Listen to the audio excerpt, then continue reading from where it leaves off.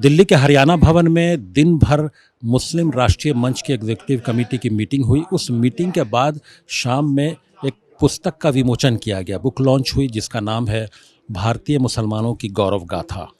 उस पुस्तक को लिखने का क्या मकसद था, वो क्यों लिखा गया, उसके पीछे इसमें कौन कौन लोग शामिल हैं, क्या मकसद था, इन तमाम पहलुओं पर बातचीत के लिए हमारे साथ मौजूद हैं NCMAI के ऑफिशिएटिंग चेयरमैन और मुस्लिम राष्ट्रीय मंच के राष्ट्रीय संयोजक प्रोफेसर डॉक्टर शाहिद अख्तर साहब। उनसे जानते हैं इन सब के बारे में। शाहिद अख्तर साहब, आपको ये जो किताब हम लोगों को हाथ में मिली, भारतीय मुसलमानों की गौरव गाथा, उस किताब को लिखने का मकसद क्या था? आखिर उस किताब की ऐसे वक्त में क्या ज़रूरत पड़ी?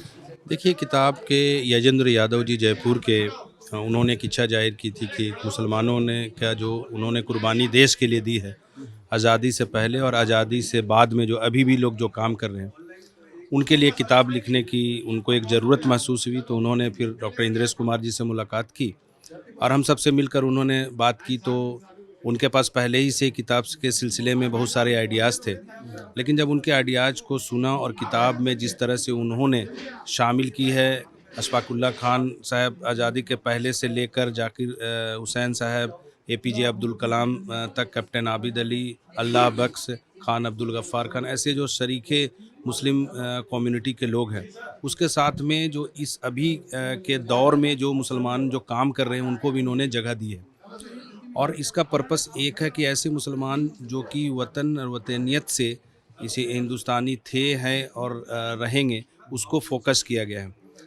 क्योंकि आप देखेंगे कि पूर्वज से भी अगर आप ये करेंगे तो उन्होंने ये बातें कही हैं कि ख़ास करके जो इस हिंदुस्तान में अमन मोहब्बत और भाईचारगी को बढ़ाने वाले जितने भी मुस्लिम कम्युनिटी के लोग हैं, जो भी इशूज हुए हैं उसमें कौन कौन मुस्लिम लोग आगे आए हैं और आगे आकर उन इशूज को एड्रेस किया है, संवाद के साथ में समाधान की तरफ बढ़े हैं, डायलॉग को प्रीफर किया है और यूनिटी एंड डाइवर्सिटी जो हमारी पहचान है उसको जो आगे ले जाने वाले जो लोग हैं उनको उन्होंने जगह दी है। उसके साथ में जो कल्चरल डाइवर्सिटी है जो अलग है, जैसे योगा में काम करने वाले लोगों को उन्होंने जगह दी, ट्रिपल तलाक के टाइम में लड़ाई लड़ने वाले को उन्होंने जगह दी, सामाजिक समरसता के लिए जो लोग काम कर रहे हैं उनको उन्होंने जगह दी। उसके साथ में जो लेखक हैं उनको उन्होंने जगह दी, विचारक हैं उनको जगह दी। तो इनके जो करीब 115 जो मुस्लिम कम्युनिटी के लोग हैं उनको उस किताब में पुस्तक में जगह मिली है। मैं भी देख रहा था कि जिनके बारे में आरिफ मोहम्मद खान भी अभी करंट में है, मौलाना इलियासी साहब से लेकर शरीके लोग हैं, उन्होंने मुझे जैसे लोगों को भी उस किताब में एक चैप्टर के तौर पर जगह दी है। मैं पढ़ रहा था किताब को तो मैंने देखा कि जितने लोग भी हैं सब अलग अलग फील्ड के हैं। कुछ लोग शांति के लिए काम कर रहे हैं, कुछ लोग अलग जगाने के लिए कि हिंदुस्तान कैसे आगे बढ़े उसके लिए काम कर रहे हैं।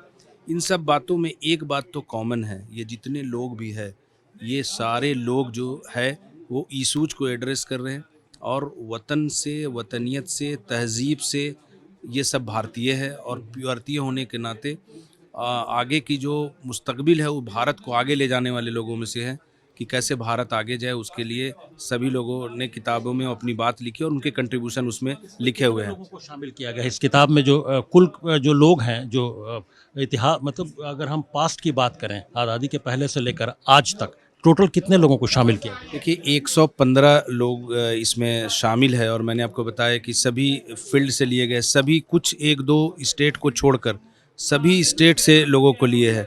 अलग अलग क्षेत्रों में काम करने वाले, कुछ लोग इन्वायरमेंट में काम करने, कुछ लोगों को राष्ट्रपति अवार्ड मिला हुआ है, कुछ को पद्मश्री अवार्ड मिला हुआ है। इस तरह के बहुत सारे लोग हैं जो इसमें शामिल हैं और मकसद ये है कि इस तरह की किताब लिखने वाले लेखक को ये आइडिया आना, उसके बाद किताब लिखना और मुस्लिम कम्युनिटी में जो लोग काम करें उनको एक प्लेटफॉर्म देना। ये एक अपने आप में आप देखेंगे कि एक प्लेटफॉर्म के साथ में दूसरे जो आने वाले मुस्तकबिल में जो काम करने वाले लोग हैं उनके लिए भी एक मतलब आईना है कि हम भी काम करेंगे तो मुझे भी जगह मिलेगी और जगह मिलने की क्या बुनियाद हो सकती है, तो उन्होंने इसको जगह दी है। क्योंकि ऐसे बुक जो है, मैं भी स्टडी कर रहा था प्रोफेसर होने के नाते, मैंने जो बाकी बातें देखी, इस तरह से सभी लोगों को शामिल करके मुस्लिम कम्युनिटी के लिए कोई बुक नहीं लिखी गई।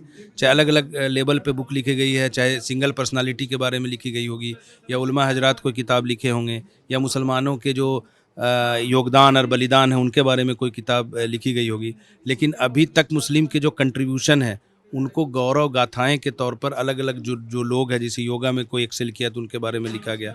तो इस तरह की किताब जो है कम है, और मेरे उस लेखक से बातचीत भी तो उन्होंने कहा था कि ये तो कोशिश करेंगे कि और जो इस तरह की चीज़ें हैं उसको भी शामिल करके भाग 2 भी। मैं भी सरसरी तौर पर किताब पर नज़र डाल रहा था, तो मुझे लगा कि आप जो बोल रहे हैं कि और भी इसमें इस पर कुछ रोशनी वो डाल सकते हैं। मुझे ऐसा लगा कि इसमें एक्सपेंशन की और गुंजाइश है, जो भारतीय मुसलमानों की गौरव गाथा है, और नाम भी ऐड हो सकते थे इसमें। मुझे ऐसा, ये मेरी अपनी ज़ाती राय है। देखिए, पहले तो उन्होंने जितने लोगों को शामिल किया है और जो बातें उनके बारे में लिखी है, उसको तो पहले इसलिए मैं मुबारकबाद देता हूँ कि कम से कम उनकी सोच पॉजिटिव डायरेक्शन में। कभी भी कोई चीज़ें जो रिसर्च होती है या कोई किताब लिखी जाती है तो कभी मुकम्मल नहीं होती है, उसमें कुछ चीज़ें रह जाती हैं। इसलिए मैंने कहा कि सेकेंड एडिशन आ गया, क्योंकि कभी ये चेंज जो है वही परमानेंट है, और बदलाव ही जो प्रकृति का जो एक फॉर्मूला होता है कि that there is only one thing is permanent in this world, that is called change. तो ये बदलाव है, तो ये जाहिर सी बात है कि और काम करने वाले नए लोग को भी बाद में ज़रूरत पड़ेगी शामिल होने वाले। कुछ लोग ऐसे अनसंग हीरो है जिनको उन्होंने शामिल नहीं किया, उनको भी शामिल करेंगे। नए जनरेशन के लोग के लिए प्रेरणा ये किताब होगी कि हमको भी इस तरह से काम करना चाहिए, हुब्बल वतनी के लिए, अपने देश के लिए। तो एक उनका भी एक कहीं ना कहीं पैरामीटर सेट होगा कि वो भी इस तरह से काम करेंगे, उनको भी उम्मीद होगी।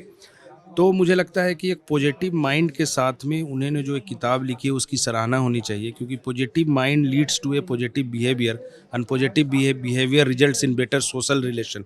अब क्या है कि मुसलमानों के बारे में बहुत से लोगों को, जो दूसरे कम्युनिटी के लोग हैं, उनको मालूम नहीं है कि मुस्लिम भी इस तरह से होते हैं जो इस देश के लिए मर मिटने के लिए तैयार होते हैं। वो मुसलमान अलग है जो पाकिस्तान के तौर पर अलग हो गए, बाद में बांग्लादेश बना। ये हिंदुस्तानी मुसलमान है, वो हिंदुस्तानी पहले भी थे, है और रहेंगे।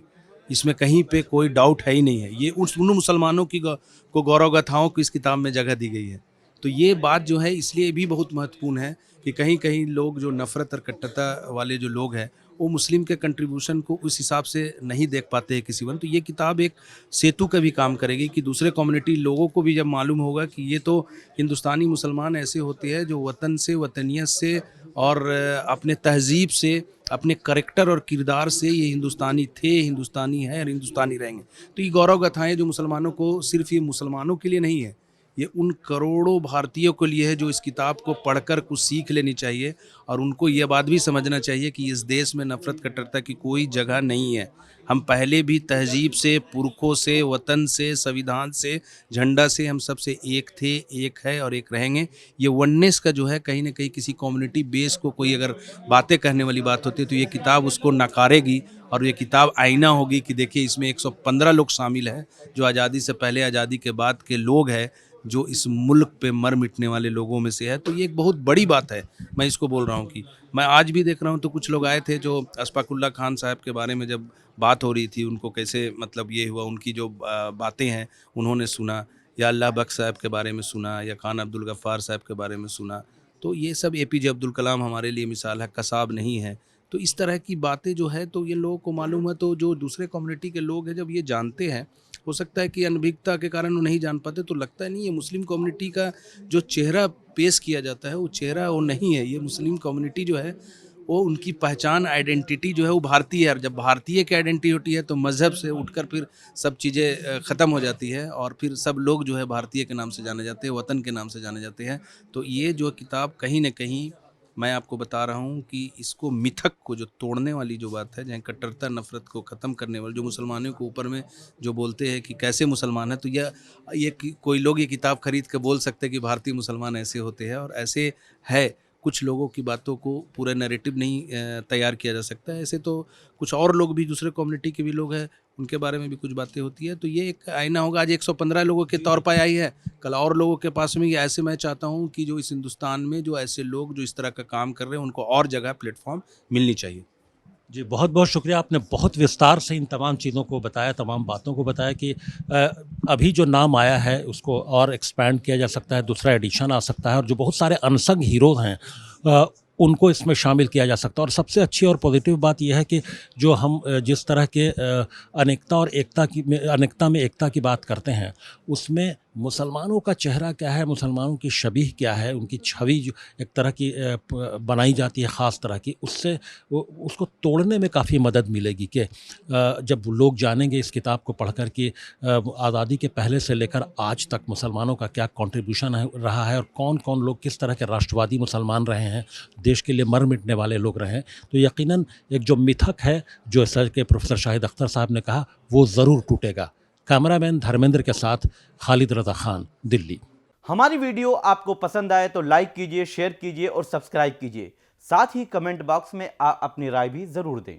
और हां, अगर फेसबुक पर आप वीडियो देख रहे हैं तो हमारे पेज को फॉलो करना ना भूलें।